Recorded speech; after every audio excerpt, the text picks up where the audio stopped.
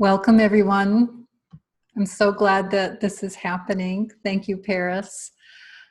I want to introduce myself. My name's Alida Birch. I live in Eugene, Oregon, and I'm a shamanic practitioner and healer and teacher and have been practicing for about 35 years now. Hard to believe. So I wanted to give you a little bit of an explanation about shamanism, like who or what is a shaman and what kinds of things we'll be learning, and the different shamanic paths that people take. There's a healer's path, and then there's an explorer's path. And then talk to you a little bit about why I believe shamanism is so important right now.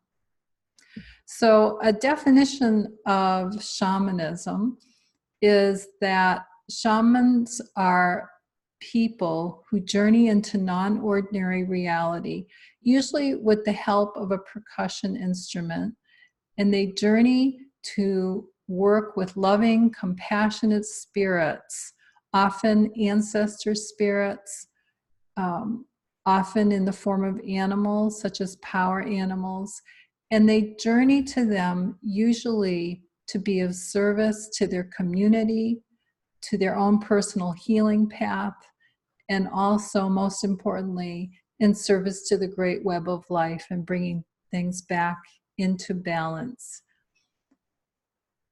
Shamanism is the oldest spiritual path known to humankind. There's estimates that it's 50,000 to 100,000 years old.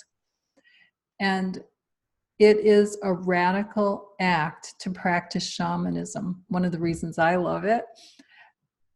The reason is because it's the path of direct revelation. And that was considered heretical in much of our history. And religions systematically tried to deny that people could have a direct connection to the divine.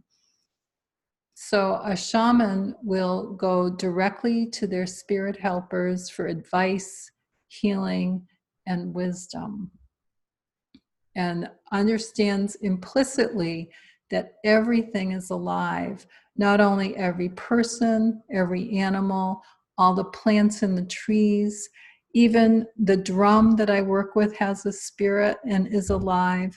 So there's a great reverence for the web of life and keeping that harmony and restoring the balance. So I mentioned briefly the shamanic healing path. There's three types of shamanic healing that are most common. I mean, there's many different kinds, and the spirits will give people different healing techniques as they work with them. The most common forms are power animal retrieval, soul retrieval, and spiritual extraction. And power animal retrieval is done to bring a protective spirit, a guardian spirit, into our life so that we might have guidance and wisdom and help to evolve our soul. The soul retrieval is done particularly for people who feel that they've never recovered from a particular trauma, and they'll often experience an emptiness inside and feel that no other techniques have been addressing what's been going on with them. And I've been practicing soul retrieval now for about 30 years, and it is an amazing healing technique. Interestingly enough, these healing techniques evolved around the world simultaneously. So people were getting information directly from their spirits about how to bring these healing techniques out to help people. The third kind is spiritual extraction. And that's when someone has something in their body that doesn't belong to them, usually an energetic interference. And the extraction would identify where that is, and with the help of our spirits, pull that out and neutralize it so that it would not be able to hurt anyone else. So that's really briefly the the 3 types of shamanic healing that are most common. And again, there's many others that I could also discuss. The the last thing I wanted to leave you with is the reason that I practice shamanism. I believe that we are at a critical tipping point in our life on this planet, and some of the underlying problem is that we are not aligned with nature. We have not fallen in love with nature. We have separated ourselves from it. And the more we separate ourselves from it, the more out of balance we become.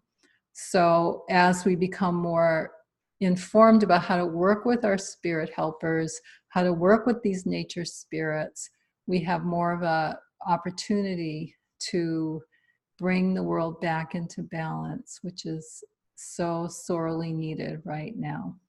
So I'm going to sign off now, and I hope to meet you all when I come to Melbourne in February. And may the loving and compassionate spirits be strong in all that you do. Ho.